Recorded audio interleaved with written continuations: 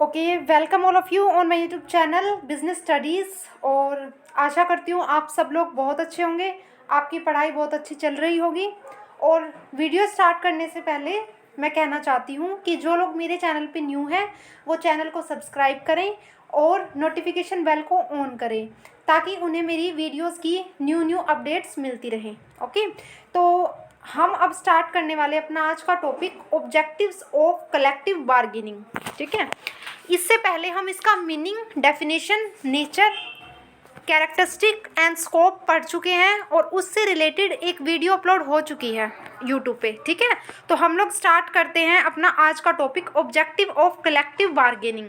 तो जैसे कि मैंने आपको बताया था कि कलेक्टिव बार्गेनिंग होती क्या है। देखिए, कलेक्टिव बार्गेनिंग के अंदर क्या होता है कि जब मैनेजमेंट और जो यूनियन के लेबर के जो रिप्रेजेंटेटिव है वो लोग मिलके अपने किसी डिस्प्यूट को या किसी डिफरेंस को रिजॉल्व करते हैं तो हम उस चीज़ को बोलते हैं कलेक्टिव बार्गेनिंग। ओके, तो अब हम पढ़ेंगे इसके उद्देश्य क्या हैं। देखिए, अगर आपको इस टॉपिक को बहुत अच्छे से समझना है ना तो आप लोग इसकी जो meaning, definition, nature and scope मैंने पढ़ाया था वो वीडियो भी आप लोग जाके देख लीजिए, इससे आपको वीडियो अच्छे से समझ में आएगी। ठीक है, तो चलिए स्टार्ट करते हैं। तो ऑब्जेक्टिव में सबसे पहला पॉइंट है हमारा, एक मिनट,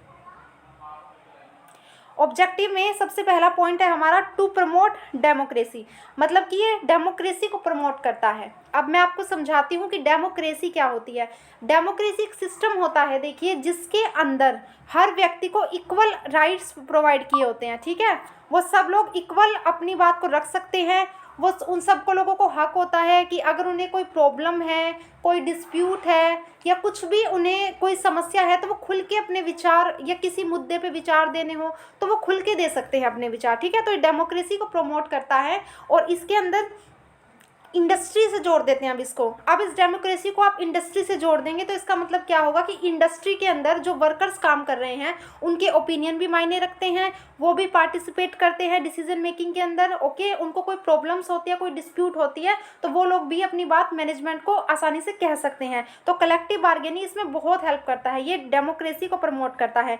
नेक्स्ट है to protect the interest of workers. इसके अंदर क्या है, देखिए, वर्कर के इंटरेस्ट को तो ये प्रोटेक्ट करेगा ही, क्योंकि अगर किसी वर्कर है कोई, फॉर एग्जांपल उसको कोई प्रॉब्लम है, ठीक है, उसको किसी वेज पॉलिसी से प्रॉब्लम है या किसी मतलब वर्किंग कंडीशन, इन्वायरमेंट से कोई प्रॉब्लम है तो वो अपनी बात किसको बताएगा, वो अपनी बात बताएगा लेबर यूनियन के जो रिप्रेजेंटेटिव होते हैं उनको बताएगा। ठीक है, फिर वो उसकी समस्या को कहाँ तक लेके जाएंगे, मैनेजमेंट तक लेके जाएंगे और इससे ईजिली उन दोनों के बीच में जो मिसअंडरस्टैंडिंग है वो रिजोल्व हो जाएगी।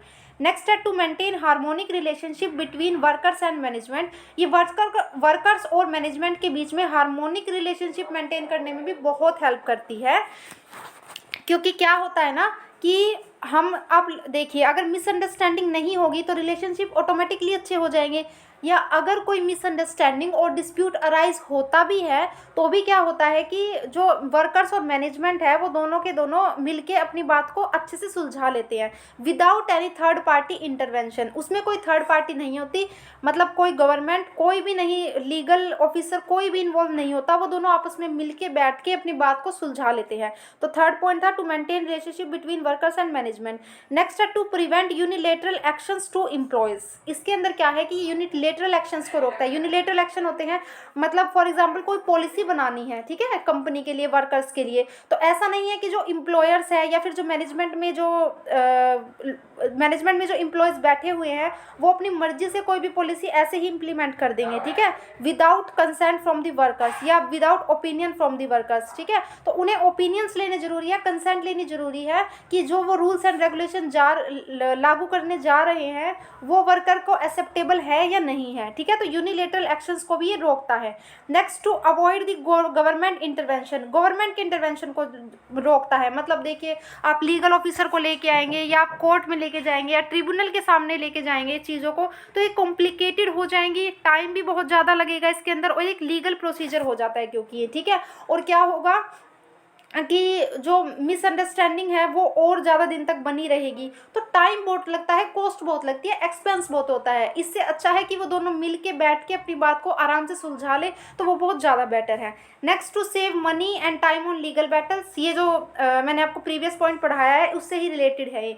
Next, to promote participative management. Participative management क्या होता है, थोड़ा सा मैं बता देती हूँ। पार्टिसिपेटिव मैनेजमेंट के अंदर होता है कि जो वर्कर्स हैं उनको भी इन्वॉल्व किया जाता है, कोई भी डिसीजन लेना हो या कुछ भी ऐसे रूल्स एंड रेगुलेशंस लेके आने हो कंपनी में, ठीक है, जो वर्कर से रिलेटेड है, तो उनके भी ओपिनियंस लिए जाते हैं, उनको इन्फॉर्मेशन दी जाती है। ये एक अलग टॉपिक है, इसके ऊपर मैं अलग से वीडियो बनाऊंगी, लेकिन यहाँ मैं आपको समझाने के लिए बता रही हूँ बस, ठीक है। तो वर्कर्स को हर लेवल पे इन्वॉल्व किया जाता है, इससे उनके अंदर सिक्योरिटी की फीलिंग होती है, उनकी जो लॉयल्टी है वो भी इंक्रीज होती है ऑर्गेनाइजेशन के प्रति, और वो लोग अपने काम को और अच्छे से करते हैं, जिससे कि ऑर्गेनाइजेशन को बहुत प्रॉफिट होता है, ठीक है। नेक्स्ट है अवॉइड थर्ड पार्टी इंटरवेंशन। ये मैंने बता दिया, इसमें कोई थर्ड पार्टी नहीं होती, कोई मीडिएटर नहीं होता, दोनों आमने सामने बैठ के बातचीत करते हैं, अपनी समस्याओं को, अपने डिस्प्यूट्स को, अपने कन्फ्लिक्ट्स को सब लोग अच्छे से बैठ के रिजोल्व करते हैं। तो ये सारे थे इसके ऑब्जेक्टिव्स जो हमने कवर कर लिए हैं, और होप आप लोगों को ये समझ में आ गए होंगे। अब नेक्स्ट वीडियो में मैं आपको इसकी प्रोसेस के बारे में बताऊंगी, ठीक है। लेकिन फिर भी अगर किसी को कुछ समझ में नहीं आया है तो वो मुझे कमेंट सेक्शन में ज़रूर बताएं, अगर कुछ समझ में नहीं आता है तो। Thank you.